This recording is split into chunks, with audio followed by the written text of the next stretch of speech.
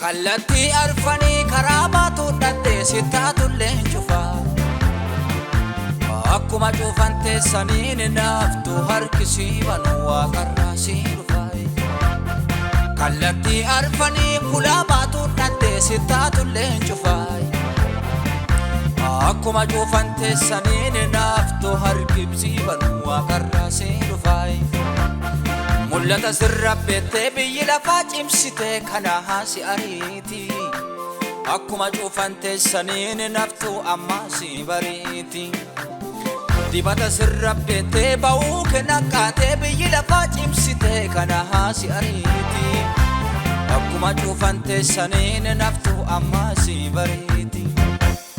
Haala amma laaltee maaliif qaban tanaasu jireenyarraa laaltee maaliif qaban tanaasu. Haalli camullee abbaan kee beekaa karaa si baasu guyyichi dukkanullee Yesuus hin beeka daandii si baasu. Haalli camullee abbaan kee beekaa karaa si baasu guyyichi dukkanullee Yesuus hin beeka daandii si baasu.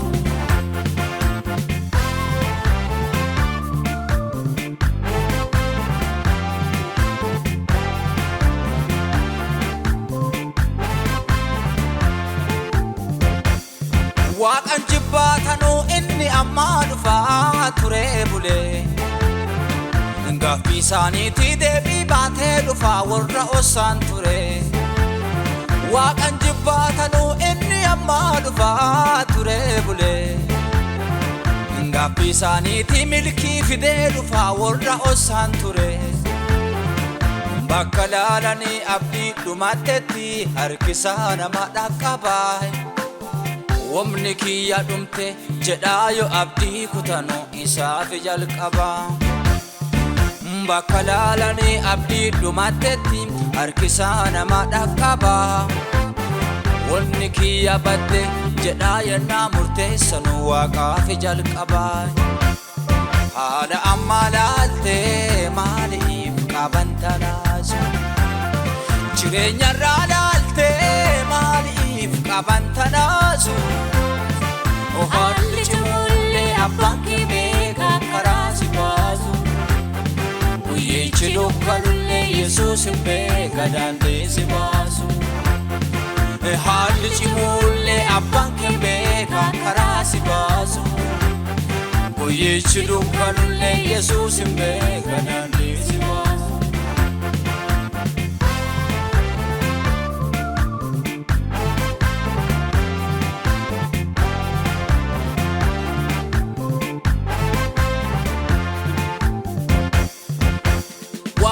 Rakete a onne guutu adoo simattee waan kallattii badee kallattii deebisaa dhimma kellee adoo himattee akka zekkoosi filatee siin galee si wajjin nyaata rakkoo firrii ollaan biraa si beekanii zambiraa kaata. Haala kee laaltee asii achi jettee tasan daddaaqi dhimma kee hunda waan godhee kallattii qabsiisuuf hin beeka waaqi. Haala kee laaltee asiif achi jettee tasan daddaaqi dhimma kee hunda waan godhee kallattii deebisuuf hin beeka waaqi. Haala amma laaltee maaliif qaban tanaasu jireenyarraa laaltee maaliif qaban tanaasu. Haalli camullee abbaan kee beekaa karaa si baasu guyyichi dukkanullee Yesuus hin beeka daandii si baasu. Haalli camullee abbaan kee beekaa karaa si baasu guyyichi dukkanullee Yesuus hin beeka daandii si baasu.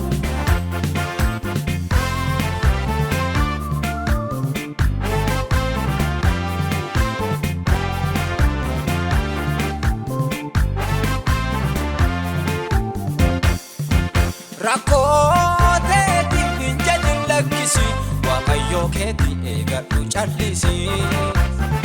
Namicha rakkatee ijjisaa jaamelleen fayyisee beeka waan biraa dhaqqisi. Dhibeeteeti hin jajin lakkisi Waaqayyoo keeti eegadhu callisi Iyyoobii dhibamee nafisaa tortoree dargaggeessa godhee waan biraa lakkisi Hiyyuuteeti hin jajin lakkisi Waaqayyoo keeti eegadhu callisi Aggaara hiyyeessaa bulii sagaltamattuu duroomsee beeka waan biraa lakkisi Amallisaa akkana barii gabbuutullee galgalli fakkana Waan dubbatee gaabbee sin dhoogatu ta'inni sin jedhee si mirkanaa Amallisaa akkana barii diqqaatullee galgalli fakkana Waan sin jedhee gaabbee haqquratu kakkalee dubbatee